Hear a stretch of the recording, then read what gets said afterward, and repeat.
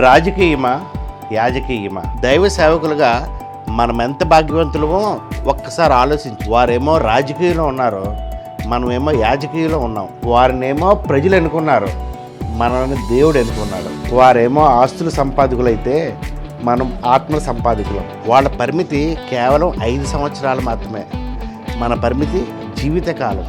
వాళ్ళది ధనబలం అయితే మనది పరిశుద్ధాత్మ బలం. వాళ్ళది అధికార దాహం అయితే మనది ఆత్మల దాహం.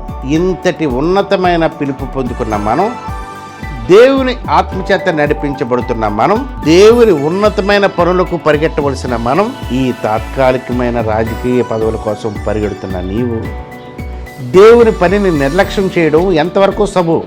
ఒక్కసారి ఆలోచించు. ఒకవైపు క్రీస్తు రాకడ సమీపిస్తుంది కనుక నిన్ను నీవు సిద్ధపరచుకుని నీతో పాటు అనేకులను సిద్ధపరుస్తావని ఆశిస్తున్నాను.